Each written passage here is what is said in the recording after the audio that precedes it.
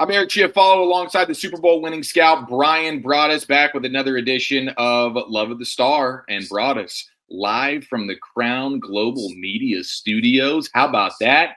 Look at the background there, framed Cowboys photos. I see a little Micah Parsons right there over your right shoulder. I see Travis Frederick. I'm seeing your favorite Cowboy of all time, Darren Woodson, and a lot of other legendary Cowboys there on the wall behind you. That looks like a hell of a spot there, Broaddus.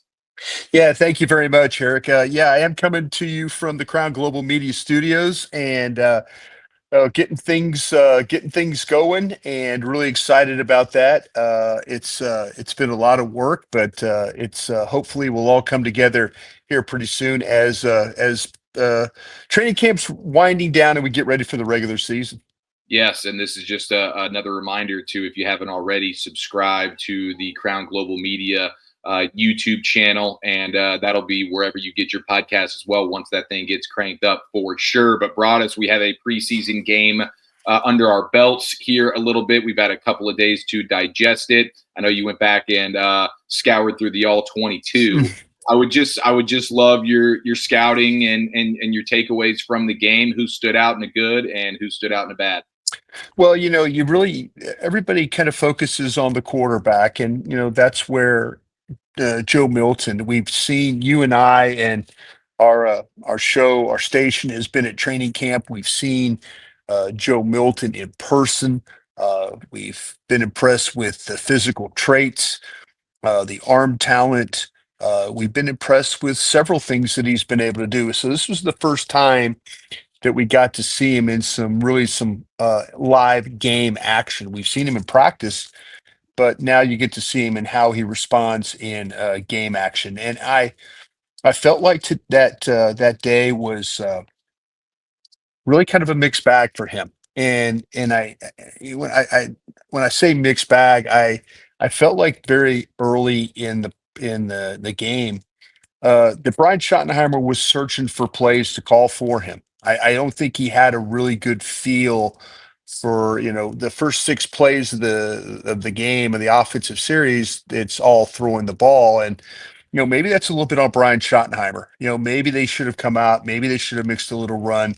The defense was reeling a little bit in that game. They were, I kind of felt like that.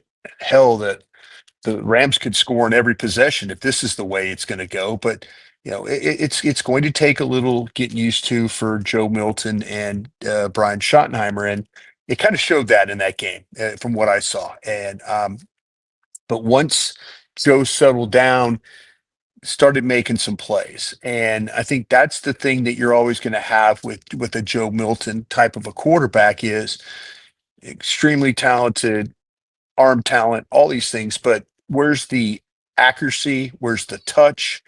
Where's the decision making? And the interception was unfortunate. He was going to throw that ball regardless to Flanoy. Double coverage. He read it. He said, "You know what? I'm throwing it, and we'll see what happens." And so, but there were some decisions along the way, some third down throws, where he's got four options and he takes the hardest of the four options instead of trying to fight for a new set of downs. These are things you're going to have to learn along the way. And I could say I think Brian Schottenheimer could have helped him a little bit better. Uh, could have maybe tried to run the ball a little bit better balance, maybe trying to help his defense a little more. But yeah, with the questions that you got to kind of ask yourself, Eric, and I'll ask you this question because we've talked about, I think you and I have, is that when you're trying to evaluate wide receivers, does Joe Milton help you with that evaluation? Does he help you in the game if he's not going to be accurate, if he's not going to be on target, if he's not, does does the situation where you're like, listen, we need to figure out what's going on with these guys. We need to figure out what's going on with the Holden and Brooks and Mingo and those guys. And do you waste some opportunities? I thought the receivers did a nice job of getting open. The quarterback's got to find a way to reward those receivers for doing some good things. And unfortunately, you are trying to evaluate, and you wonder, is Will Greer maybe a little bit better to help you with the evaluations uh, as we go along through here as we get ready for this Baltimore game? Yeah, yeah, it is a great question. What's more important, getting Joe Milton the valuable reps that he clearly needs at this point in his career as you're trying to develop him, but how much are you sacrificing opportunities for wide receivers? Like you Yeah. mentioned, Illinois is, down the field. That would have been a huge play, and it's cool to see that he's open or whatever. But you want to see him catch the ball, and then what does he do with the ball in his hands? And you didn't get that opportunity because Joe No. Milton's air mauling balls. So Yeah. man, it's tough. I still think ultimately, hey, I'm trying to see if I can end up getting anything with this lottery ticket of Joe Milton. Okay. I know that I've got George Pickens, C.D. Lamb, Turpin, even Tolbert. Like you know what he is now, right? I mean, if we're depending on Ryan Flournoy to win football games for us, Hmm. we're gonna be bleeped anyways, right? Okay. So it's a tough question. You asked us the other day, and I had to think about it for a while. But the more I thought about it, I'm like, man, I still want to see. Hey, can we see improvement from game one to game two for Joe Milton? Can we start to stack a couple of good quarters of football together for him? And you did, as you mentioned, like start to see him settle down a little bit as the game went on. And he said like he gave himself a D- grade. Hmm. Um, and so he knows, and he came out just ripping that thing at 100 miles an hour and only had the fastball going. But then on Hmm. the touchdown to Fairweather, you see, hey, there's some touch there, right? So Yeah. you see the glimpses. And so I would like to see him if hopefully you get some level of Dak, and I mean I would like to see some of the actual starters play a little bit, but by and Hmm. large, I still think I want to see a little bit more Joe Milton. And hey, if he craps the bed again in it versus Baltimore, if he plays 2 3 quarters and it looks bad, then maybe in game three you say, all right, let's get Will Greer, he is a professional, and let's see if he can help these wide receivers out a little bit. But I Yeah. still want to I see what we got in Joe Milton. I think you're going to see that anyway. I don't. I think this is going to be another. I think this is going to be another Joe Milton game. Maybe Will Greer comes in late, but I think the final preseason game, and this is where I have problems. And you brought up about the starters playing. There was a time when there was 4 preseason games, or if you had the Hall of Fame game, you had 5 preseason games. There was a time where you were able to evaluate, like the third game was going to be a veteran starter game, and you don't have that anymore. You don't. And I know we go round and round. We see injuries every week in the National Football League, and we're like, damn, I don't want to play my guy. And others like me are like, and I used to be the damn, I don't want to play my guys. But I've also seen the Dallas Cowboys, and maybe it has something to do with Mike McCarthy and Kellen Moore and others, but I've seen this offense not have success right off the jump. I've seen it go 3, 4 games where all of a sudden it takes CD Lamb losing his damn mind to get the offense going where it needs to go. And so that side of me is very much the maybe that has to do with what you're doing in training camp and playing preseason games.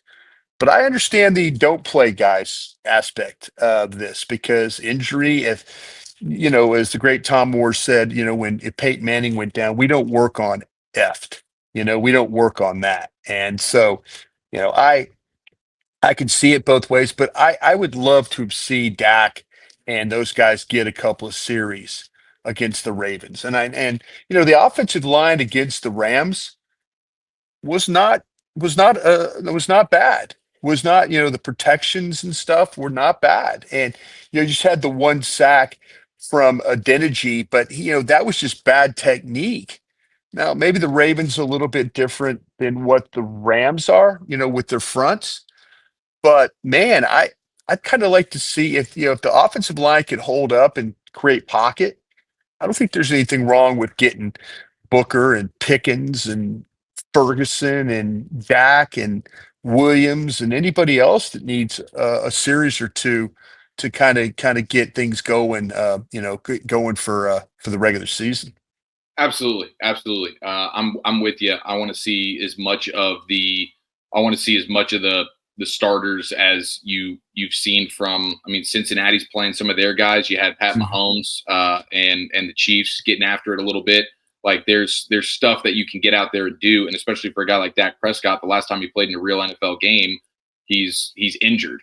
You want the first time you want him to be just out there in Philadelphia with Jalen Carter and Nolan Smith breathing down his neck.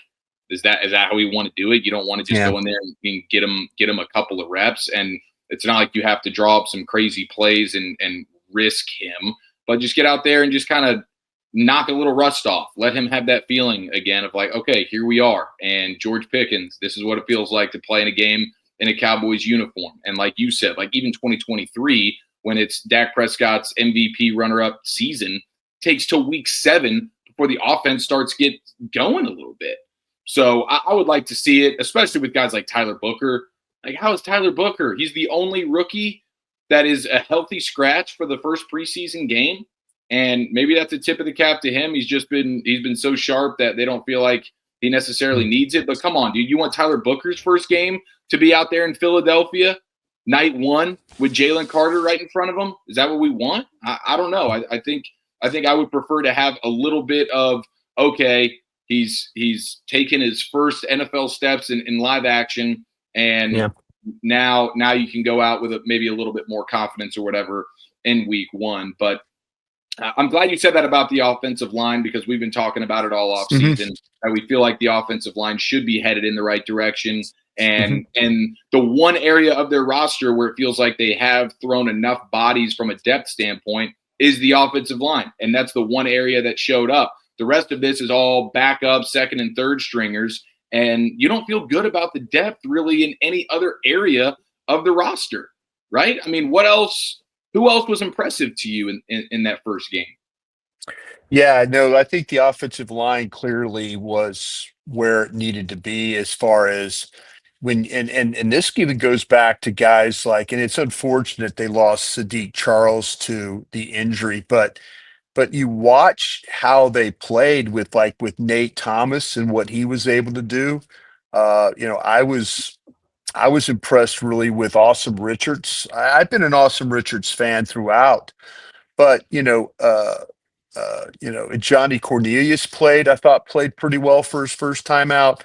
Hoffman, Bass, both those guys were pretty steady in the way that they went about their job. So, they had guys as throughout the game. There wasn't this huge drop off. They ran the ball somewhat effectively. I thought the protection, there were times where Milton had plenty of time to throw the ball, maybe moved around a step or two, get a pressure, but it wasn't anything where it was a jailbreak situation. The line held up pretty well without, like I say, without, with Hey, BB and Booker and Jack, Smith can and you all turn it those down? guys. So, those are the things that, you kind of, I mean, Phil Maffa and those guys had room to run. And also, like I said, you're looking at a situation too where Joe Milton had the ability to stand there at times with a clean pocket and make throws. And I think that's a credit to what they were able to do up front in that particular game. Yeah, I mean, I think Maffa looked pretty nice, huh? I mean, Yeah. got a little something there. Yeah, and the thing with Moffat is that he's in a situation where, he's as a rookie, he has got to find a way to be a little bit of a difference maker. And I mean difference maker in that you have to find out that can you not only run the football, but can you catch the football and can you blitz pickup? Those are things that are all going to be important for him as he's trying to. This thing is kind of jumbled up as is right now. If you talk about the way that they're playing Williams. They've got Sanders coming back. Blue is kind of on the horizon of being back in the mix with the heel bruise. But Maffa, nice job by him, and nice job by Malik Davis coming in just off the couch and running the football and showing some effectiveness doing that. So this running back group, I don't think it's I don't think it's put in pen yet. I think there's still some, okay, who's going to be, and is there going to be an odd man out, or are they going to, with Hunter Lipke, you can kind of feel like they're going to carry three, and he's going to be the fourth guy. But could it be a situation where all of a sudden, like, well, we're going to carry four? Boy, I tell you, that's for people that are into team building and things like that. That seems like, wait a minute, who's more valuable to you, the fourth running back or the sixth wide receiver? Those are the questions that this team is going to have to ask itself coming up. For sure, for sure. I'm hoping that Blue and Maffa, at least, maybe not right out of the gates, but as the season progresses, those young fresh legs getting a better feel for the offense and stuff. You saw it with a guy like Bucky Irving last year in Tampa. As the season goes on, hopefully those guys can end up taking the bulk of the snaps, and it would just be nice to have the thunder lightning of Blue and Maffa. If they can kind of rise to the top a little bit, that would be the ideal scenario for sure. All right, you're listening to the Love of the Star podcast. Love of the Star is an Odyssey podcast. You can find it on the Odyssey app or wherever you get your podcasts. Broadus, let's look at the defense a little bit. Zion Childress is a name that we've talked about throughout training camp. And he's been young guy at the nickel corner spot, which is a glaring question mark and need right now for the Cowboys. He's been a guy that we've talked about throughout camp and seeing him firsthand in Oxnard. He was a guy that just seems like he's pretty physical. He's willing to get up there and tackle, blitzing off the edge there at the nickel spot, and felt like he was pretty sticky in coverage. He was one of the few guys defensively that I was thinking, okay, maybe we have a little something here. Mm-hmm. Yeah, no, Zion is one of these guys that's when you watched him play at Kentucky, he had every trait that you just mentioned is absolutely the type of player he was. Guy that went undrafted, 5'11", 203, I think is what he is. Uh, I felt like in the game the other day, he was better in man coverage than he was in zone coverage. I think overall as a defense, the secondary didn't look as good playing zone as they did playing man. And, but they're clear to me. This is just my opinion. And if you listen to me on all my platforms, there needs to be a competition at nickel corner. Now, the plan might be to move Bland inside. Okay, great. Moving Bland inside, letting him play, it's fine. But then you have to figure out who the opposite corner is. Elam looks like he's got this thing locked down on one side. The nickel corner, I think, is clearly up in the air. And if the move is to like, okay, we're going to play Bland, then somebody's going to play on the outside. And I think that Childers is probably a little bit better than maybe what you've seen with Izzy McQuamu. I think that to me, and McQuamu's got the only thing I think that McQuamu has on Childers is experience. He's been around, but there's been, we saw him make the interception the other day. That was a really nice play. But we've also seen him be very close to, it reminds me very much of Cheeto. Remember when Cheeto would get, Awuzie would get close to making a play and then he couldn't make the play. He was dying. Oh, he just missed it. Oh, he just dropped it. Oh, I think Izzy's got some of those kinds of traits, but they have to figure out what's going to be opposite of Elam if Bland goes inside. And I just feel like the Childers right now, you're not going to get back. You're not going to get back Josh Butler anytime soon. That seems very much weeks away from what I've told. We'll see what happens with, you're going to get Carson back here soon, but where's the trust factor with Carson right now? He hasn't shown you anything. Carson needed to be competing. Carson needed to be Zion Childers this camp. That's what he needed to be. And he started off slow. He got hurt. Kind of the same recipe that happened to him last year. And then all of a sudden, they needed him to play, and it wasn't as clean as it needed to be. Missing valuable time. These are all things that Carson has had to deal with, but they're going to need him to play. but they need him to come back and be competitive. I don't think Andrew Booth's the answer. We'll see. McQuamu, Childers, Carson, those are the guys that could be start. If maybe somebody off the street though too. I mean, we're getting to the point in time of camp where if you were going to make that decision, you probably want to make it now, so you get somebody in and get them acclimated, so it's not Thursday night at the link that you're that you're throwing a guy into the game and saying, okay, go cover the Eagles wide receivers. If they're going to do something, they need to think about doing it here in the next maybe this week. And because you get to next week and then it's one more week of camp and then you got a game ready, you got to get ready for a game the following week. Those things are all pretty problematic. And I think that they need to figure that out. Yeah, that would be the one position that you would look at to say, okay, we might need somebody else to bring in Yeah. here, somebody off the street, or maybe flip. I mean, could you flip? I don't know. I've seen. I know Wolchuk's talked about like, hey, could you flip Tolbert to a team that needs a Yeah. pass catcher and get a corner? I just don't know. I don't know how many teams fit that mold of like, hey, we have enough corners and not enough receivers. That's it. That'll be a unique team that I don't think is more than just a couple, but certainly something that I would be interested in doing. Tolbert has NFL snaps under his belt, led the team in touchdowns last year. A team that is, wide receiver needy might want to go ahead and jump on that potentially, but teams having extra expendable bodies in the secondary is a little bit rare for sure. But yeah, it'll be interesting to see how they approach that week one. I mean, once you get Diggs back or Revel back, then you can start to say, okay, now when you kick Bland inside, you feel better about what you Yeah. have there on the boundary. But week Right. one, that's probably unlikely. And as it stands right now, I think it makes the most sense to to have probably have Childress in the nickel Yeah. spot, Bland and Elam on the boundaries, unless they just prefer to have somebody with more experience, like a McQuamu or whatever, who did have the interception and Right. had a decent outing for sure the other night, but throughout training camp he just hasn't really jumped out at us. That's for sure. Okay, and then another big name that we've all been excited to see and talk about, Donovan Ezeraku. What did you Mhm. think of his preseason game one performance?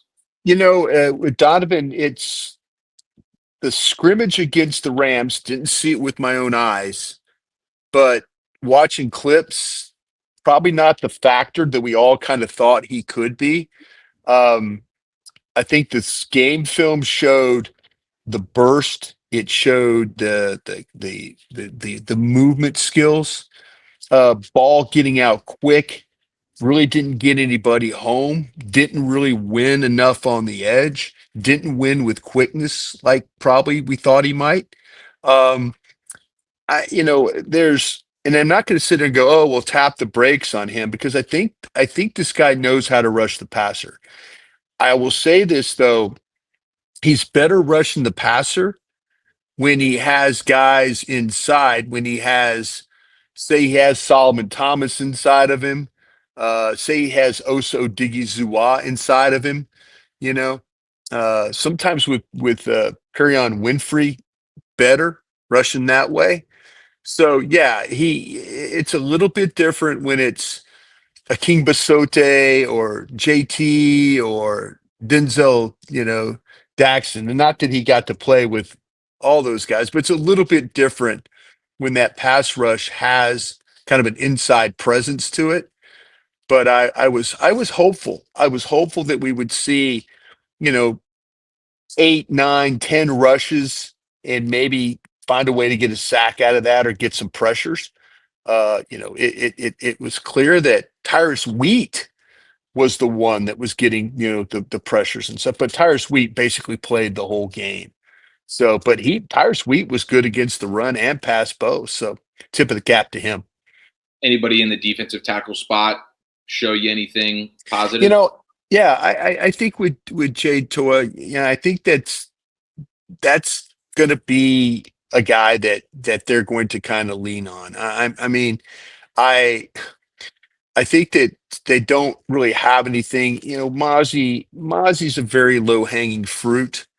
to a lot of folks. And, he's now kind of admitted that, that he didn't play well and he needs to play better. And this is where you needed Mozzie to be kind of like where Guyton was. That little self-reflection, a little bit of I need to be better. I need to come in shape. I need to have my football brain right. I need to do, I need to, we saw that from Guyton. We saw him come in and have things going in the right direction, a positive direction. Mozzie and these defensive tackles got doubled a bunch. That was the Rams' plan. They're going to double the tackles and let the ends play one-on-one. But still, Mozzie has got to find a way to be more active. And there were times last year where he was disruptive, where he did get up the field, where he did shoot the gap, where but right now he's kind of stuck in neutral, and unfortunately his whole career has really been stuck in neutral. And I think that the Cowboys are in a situation right now where, if they keep Mozzie on the team, they're really protecting that draft pick. They're saying, well, whereas they should probably look at it, and if he ends up staying and then they move on from somebody that's playing better than him or has been playing better, or maybe it's another position, maybe it's a linebacker or they kept a extra defensive back. That's going to be sad, because you've got to find a way to earn your roster spot and not just be given to you. I think the last couple of years they've kept Mozzie on the roster because he is a first round pick. This third season, though, we haven't seen that jump in that third training camp that we'd like to believe for him to be on this team. Yeah. Yeah, it's hard to imagine that on true on-field production and merit, he Yeah, deserves a spot on the team at this point. no, he Um, does not. and so, yeah, he was, like you mentioned, he was pretty self-aware about his performance. Uh, Very much so. And he un- needed to be that coming into training camp. Where Guyton, we heard with Guyton from the OTAs and the mini camps and stuff, Guyton was like, I was immature. I didn't play well enough. I didn't have a lot of experience. I need to be better. I need to work harder. I need to prepare better. There was that man in the mirror from Guyton.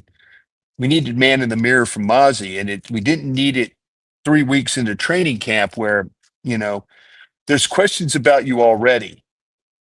Don't allow people to have even more questions going forward, and that's where we are at right now with Mozzie. If they keep Mozzie, that's a team building aspect that you're kind of like, I don't know, I don't know if that's the really the right way to go, especially if he's on the roster and somebody's not on the roster that had a better training camp.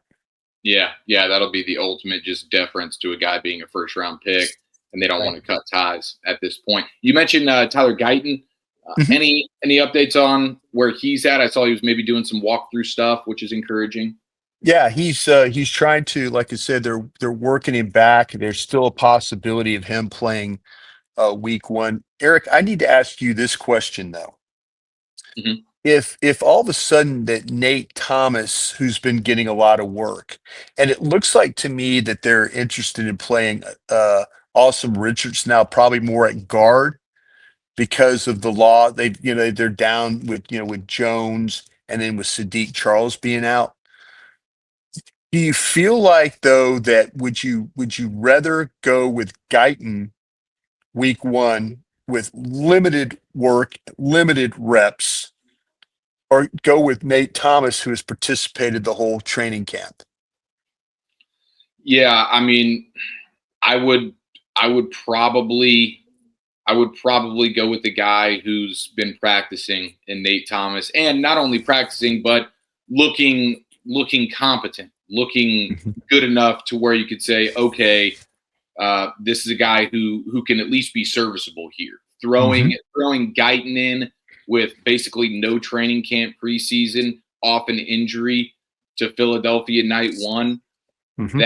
that could be one of those games that gets ugly on him, and then what happens from a confidence standpoint and everything else like that. So If the Guyton injury is going to really push it to where it's like we're doing our best to get him ready. Okay, we think he can play. Let's just go for it. I think I'd rather Nate Thomas, who's been practicing, getting reps, and again looking pretty good. And that's probably where I would go. What would you be the same? Yeah, I kind of go back and forth. I think I would rather go with the guy who has been practicing. I'll take my chances with Nate Thomas. The reps he's got, it'll be a big game regardless of whether it's Guyton or Thomas out there at tackle. It's the Eagles have quality defensive line. So it's going to be a struggle. But I think I would go with the guy who is practicing and being prepped and getting ready for that instead of throwing a guy in there that is and let's be honest, Guyton has flashed some things, but Nate Thomas has as well. And I think I would go with for that. And then maybe in week two, then that's where you insert. Now maybe Nate Thomas plays well, and and Dallas finds a way to somehow steal a game that way. Then you got to think about, well, wow, do you want to take, is it about a continuity thing here? Wow, our offensive line, say they throw the ball well, they run it okay, they find a way to get a win, or maybe it's a close loss, but Nate Thomas wasn't the reason why you lost the game. Now you're throwing a lot of different scenarios at this second week against the Giants. Right, which is another team with gonna have a vaunted pass rush as well. Yeah, yeah, Uh, and that's what makes it tough. That's what makes it. yeah, It's not an easy decision. I say go with Nate Thomas, but I can understand if the Cowboys decide going with Guyton there because yeah. it can get convoluted on you real quick. So that'll be fascinating as we approach week one. Okay, it is the Love of the Star podcast, and Love of the Star is an Odyssey podcast. You can find it on the Odyssey app or wherever you get your podcasts. We do have a couple of questions in the mailbag, Broadus, but I'm curious as we prep for preseason game number 2 versus Baltimore back at AT&T Stadium. What's at the top of your mind here in terms of preparation and who needs to really step up? Well, we mentioned early in our show the wide receivers. They need to figure out the order and how they feel like, because the game three is going to be more of a just try and get through it type of a thing. This is really the last opportunity to kind of get this thing sorted out. Um, I think the wide receivers, I'll be very interested. I'll be very interested in the running back rotation. I'll be interested in how much does Joe Milton play, and in this whole evaluation, they agree with you, Eric? And like, listen, it's important to understand who he is and get an idea of him in case he has to play during the season. I think defensively, I'd like to see a little bit better of the pass rush. I know the ball got out quick, but I'd like to see a little bit better of some of these guys. I know that that you had guys like Wheat, I thought played pretty well. Maybe you give an opportunity to Ezraku and let him have a little some pass rush. Sam Williams, I don't know Sam. I don't know if he's going to play or not. I don't probably won't play, but they think maybe a little bit need for that pass rush to kind of show some things.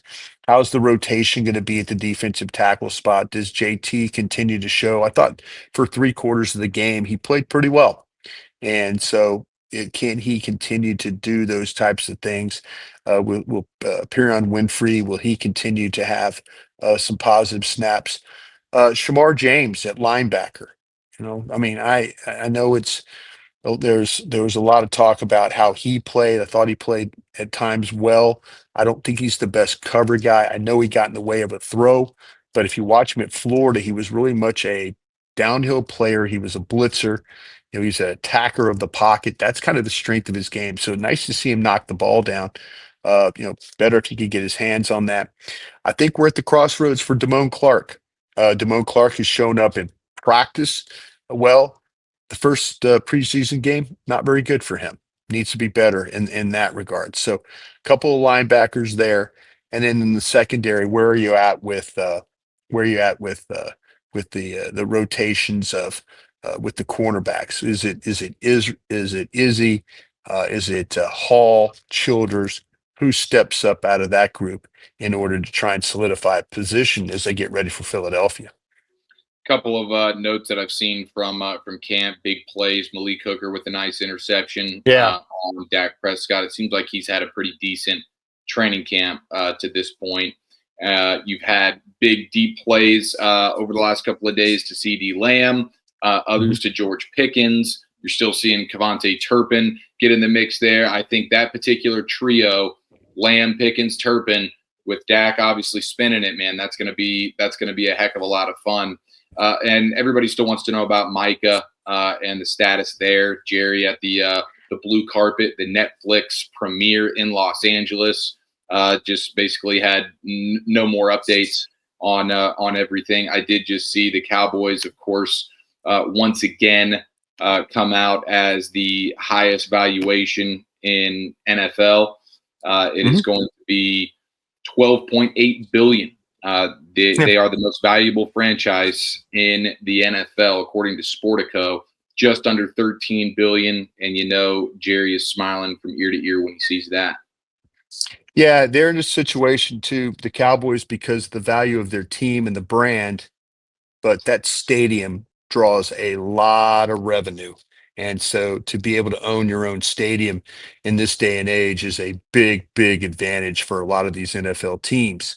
And you're going to get more of those stadiums are going to be built with owners' money, and then that way they can take a ownership of it.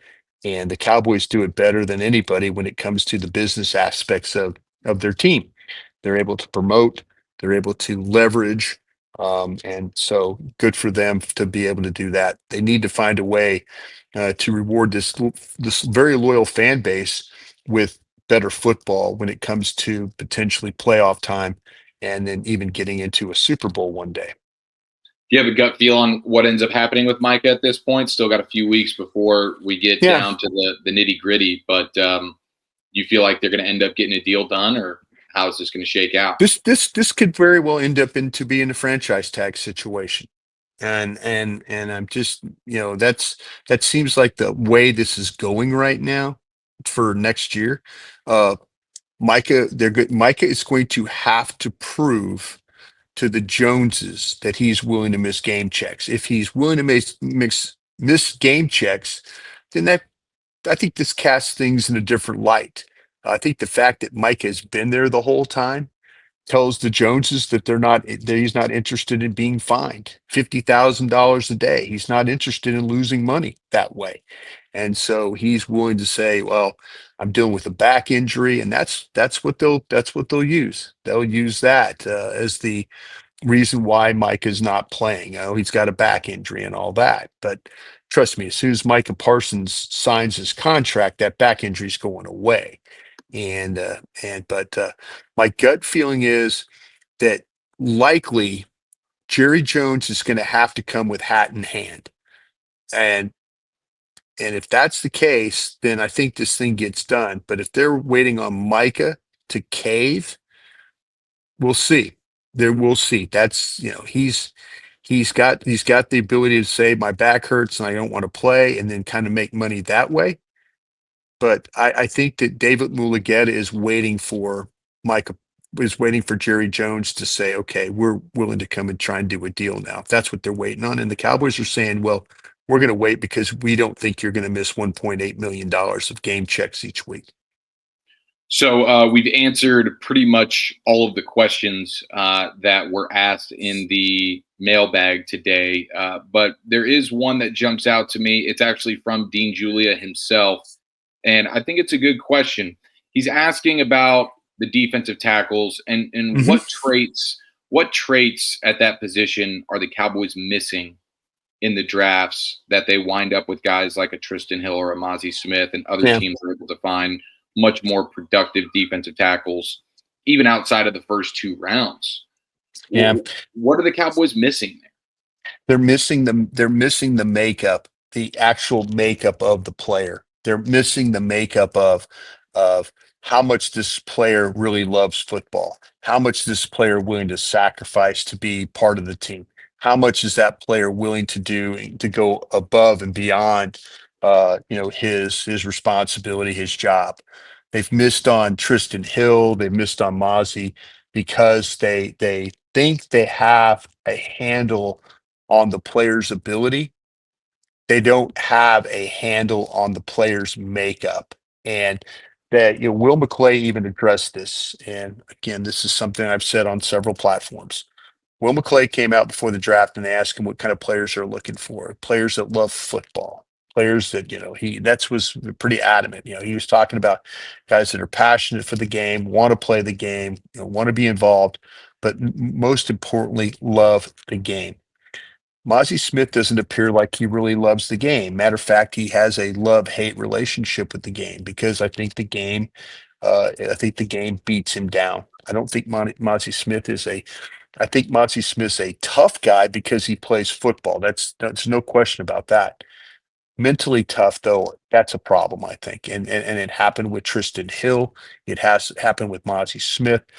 They are missing the glass eater type of defensive lineman. That's where they're missing. And I mean glass eater, it is what it is. That if you have to have that kind of makeup. You have to have that ability to love the game, want to play the game, want to be coached hard. And right now they've missed the boat on some of these defensive linemen that way. Yeah, football character. It's very important, as you mentioned. This Yep. this last draft that they just had seemed like that was the number one priority with the guys that was the calling card. Yep. Absolutely. All right. Well, that'll do it for today's episode here on the Love the Star podcast. Thank you so much for rocking with us today. We're going to be back on Friday, getting you set for preseason game number 2 versus Baltimore with Brian Baldinger, another fantastic football brain. Baldy's breakdowns with Love of the Star. It's a collision course on Friday, and we'll see you then.